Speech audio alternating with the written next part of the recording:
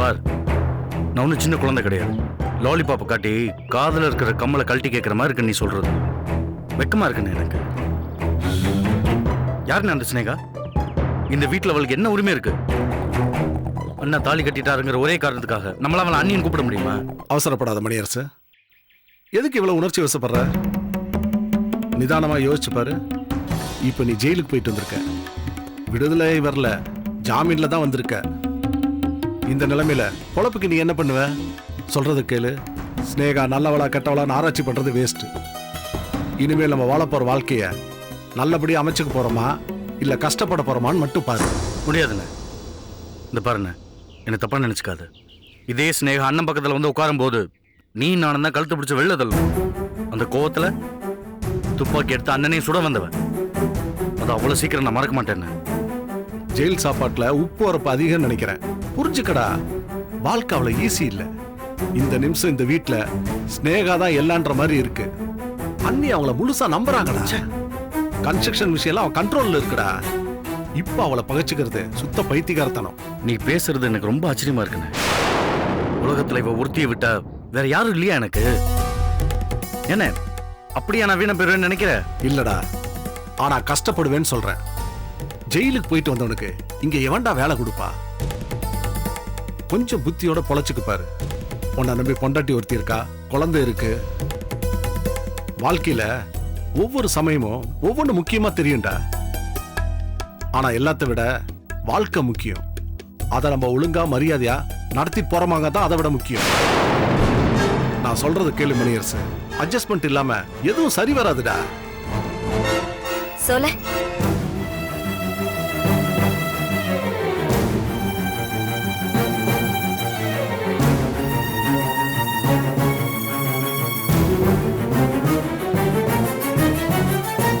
Coffee. Maniyarasu coffee எடுத்துக்கோங்க.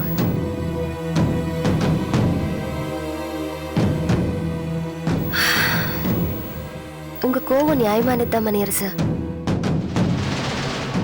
சத்தியமா சொல்றேன், நீங்க என்னை பத்தி பேசினது எதுவுமே தப்பில்லை. ஏன்னா நான் அப்படி இருந்தவ தானே. ஆனா நான் இப்ப அப்படி இல்ல, மாறிட்டேங்கிறத உங்களுக்கு எப்படி நிரூபிக்கிறதுன்னு தான் தெரியல. ஸ்னேகா, அவன் ஏதோ பழைய விஷயம் மனசுல போட்டு குழப்பிக்கிட்டு இருக்கட்டும். மனசுல இருக்கிறதெல்லாம் கொட்டிட்டு தான் நல்லது. நான் தப்பா எடுத்துக்க மாட்டேன். எனக்கு என்ன வருதுன்னு தெரியுமா சொல்ல? இவ்வளவு நாள் கழிச்சு இப்பதான் நம்ம குடும்பத்துல எல்லாம் ஒன்னா சேர்றதுக்கு ஒரு வாய்ப்பு கிடைச்சிருக்கு. நீங்க இருக்கீங்க, வள்ளியம்மா, அக்கா, அப்பா, அம்மா, கவிதா, எல்லாரும் இருக்கோம். இப்ப இவங்களோட எல்லாம் சேர்ந்து மணியரசும் ஒன்னா இருந்தா எவ்வளவு நல்லா இருக்கும். அப்படியே நம்ம பிசினஸையும் பாத்துக்கிட்டாருன்னா உங்க அண்ணனோட ஆத்மா சாந்தி அடையும்னு நான் மனசார நம்புறேன். ஓய், என்ன நடிக்கிறியா? இதுக்கெல்லாம் மயங்கிறவ நான் இல்ல. மணியரசு, நீங்க தப்பாவே புரிஞ்சுக்கிட்டு இருக்கீங்க. உங்க அண்ணன் சொல்றது கேளுங்க. நீங்க ஜெயில இருந்து வந்திருக்கீங்க. உங்களை நம்பி யாரு வேலை கொடுப்பா? என்ன மணியரசு, கடல் மாதிரி வீடு இருக்கு, காசு பணத்துக்கு குறைச்சல் இல்லாத இருக்கும் போது நாங்க எல்லாம் சந்தோஷமா இருக்கோம். நீங்க மட்டும் வேலை இல்லாம வெளியில போய் அலைஞ்சுக்கிட்டு இருந்தீங்கன்னா எங்களுக்குலாம் மனசு கஷ்டமா இருக்காதா? ஜெயிலுக்கு போயிட்டு வந்தவங்களாம் பிச்சைதான் எடுக்கிறான்னு உன்ட்ட யார் சொன்னது? டேய், என்னை பத்தி நீ ஒன்றும் கவலைப்பட வேணாம். எனக்கு வேலை கொடுக்கறதுக்கு இனிமே ஒன்றும் புதுசா பிறக்க போறதில்ல. சொன்னா புரிஞ்சுக்கடா. உன் மேல இருக்கிற அக்கறையில் அவங்க பேசுறாங்க. இது கூட புரிஞ்சுக்காம நீ எப்படா இப்படி இருக்க? விடுங்க சொல்ல. உணர்ச்சி வசப்பட்டு பேசுறது, நடந்துக்கிறது அவருக்கு ஒன்றும் புதுசு இல்லையே. இதே மாதிரி எமோஷனல் ஆகிதான் அந்த மேனேஜரை கொலை பண்ணிட்டாரு. அதனால இப்போ என்ன ஆச்சு? வாழ்க்கையை தொலைச்சிட்டு நிக்கிறது தானே மிச்சம். ஹலோ, எங்க வாழ்க்கை எப்படி பாத்துக்கிறதுன்னு எங்களுக்கு தெரியும். உன்னோட போலி பரிவுலாம் எங்களுக்கு வேணாம். நீங்க என்ன சொன்னாலும் எனக்கு கோபம் வராது மணியரசு. என்ன வாழ்க்கையில நான் பெருசா நினைச்சிட்டு இருந்த உங்க அண்ணனே என் கூட இல்ல. இனிமே நான் இழக்கிறதுக்கு என்ன இருக்கு சொல்லுங்க? இது பாருங்க, நீங்க எல்லாம் ஒன்னா ஒரு குடும்பமா சந்தோஷமா வாழ வேண்டியவங்க. இப்படி ஏதோ ஒரு காரணத்தை சொல்லி விலகி போகணும்னு நினைக்கிறது தப்பு இல்லையா? ஓப்பனா சொல்றேன், உங்கள யாராவது ஒருத்தர் தனியா போகணும்னு நினைச்சா கூட அது எனக்கு தானே உறுத்தலா இருக்கும். இந்த பார், போதும். உன்னோட அழைப்புக்கு ரொம்ப தேங்க்ஸ். ஆனா செத்தாலும் நீ இருக்கிற இடத்துல நான் வேலை பார்க்க மாட்டேன். பிச்சை எடுக்கிறதா என் தலையெழுத்துனா அதை நான் சந்தோஷமா எடுத்துட்டு போயிருவேனே தவிர உன்கிட்ட கை கட்டி வேலை பார்க்குற அளவுக்கு நானும் திறந்தாழுது போல. டே மணியரசு, மணியரசு, டேய்.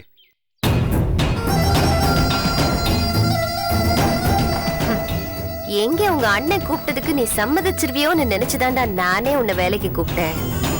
பூனைய மடியில கட்டிக்கிட்டு சகுனம் பாக்குறதுக்கு நான் ஒன்னும் அந்த அளவுக்கு கேன இல்லடா. செத்தாலும் இந்த பக்கம் வரமாட்டேன்னு சொன்ன பாரு. I like it. சொன்ன வாக்க காப்பாத்து. மெரினால உனக்காக நானே ஒரு சிலை வைக்கிறேன்.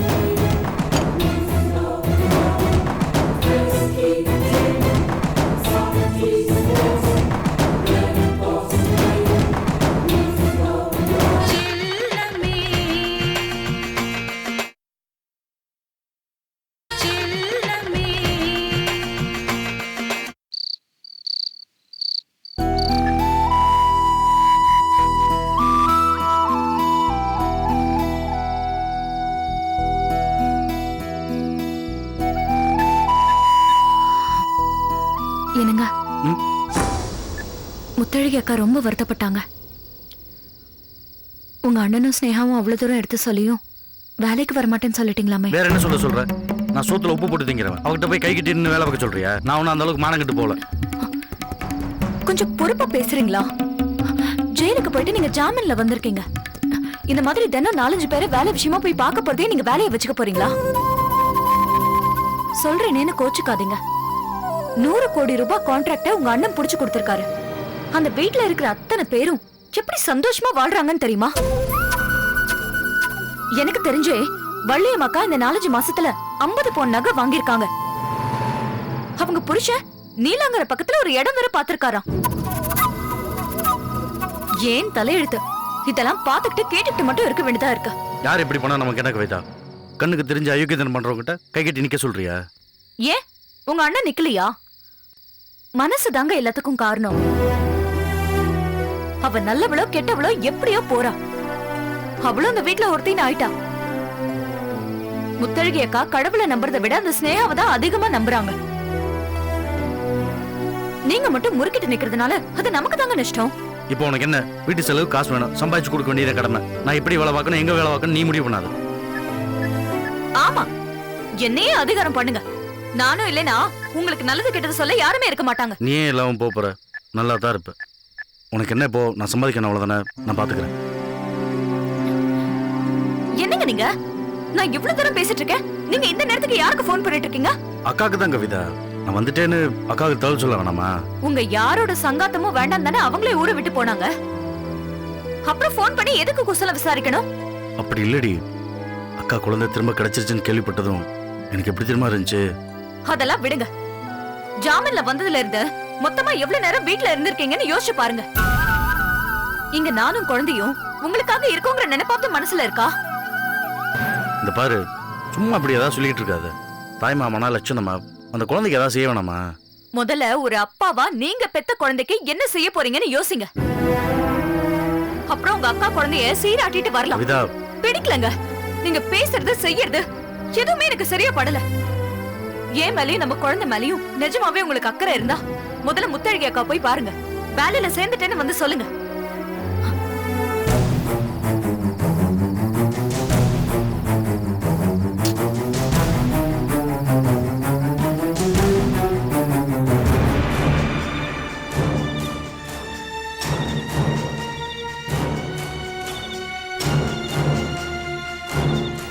நாளைக்கு கொஞ்சிறதுக்கு உன் பிள்ளைங்க இருக்காது. சங்க அறுத்துருவேன். நாளைக்கு கொஞ்சிறதுக்கு உன் பிள்ளைங்க இருக்காது. சங்க அறுத்துருவேன்.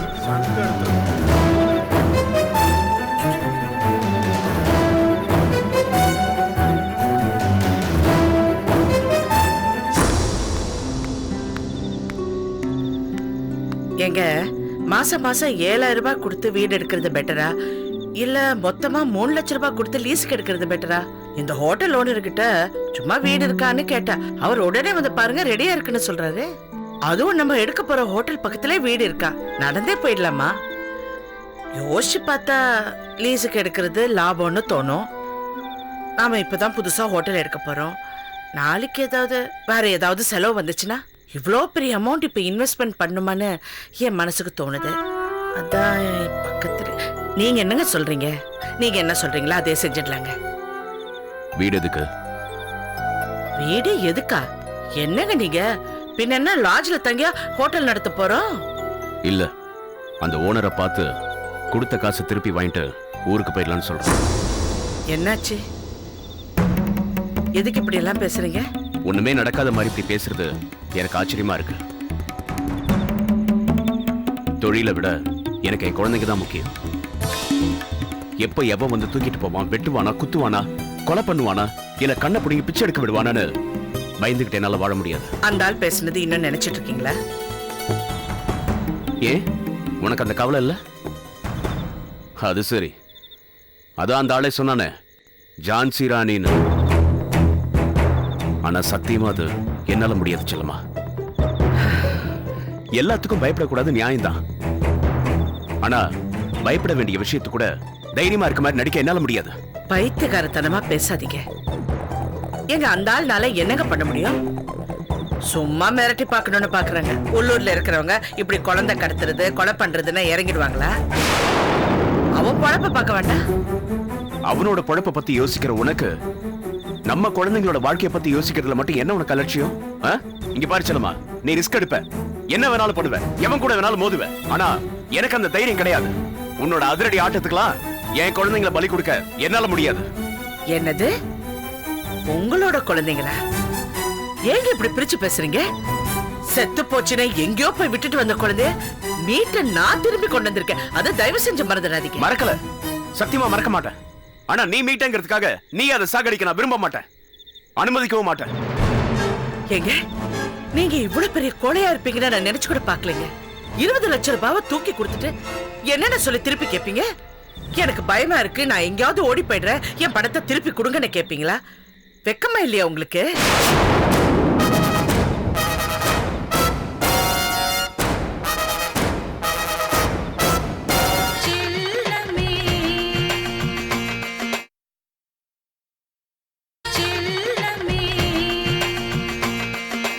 எனக்கு பயமா இருக்கு, நான் எங்கேயாவது ஓடி போயிடுறேன், என் பணத்தை திருப்பி கொடுங்கன்னு கேட்பீங்களா?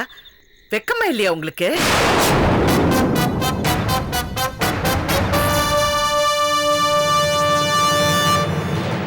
வாழணும்னு நினைக்கிறப்போ வெக்கப்பட்ட முடியாது செல்லம்மா. நான் உன்னை சொல்லவா, உன்னோட வாழ விரும்பாம நான் உன்னை விட்டு அன்னைக்கு ஓடி போல. உன்னோட வாழ்றத நினைச்சு பயந்துதான் ஓடி போனேன்.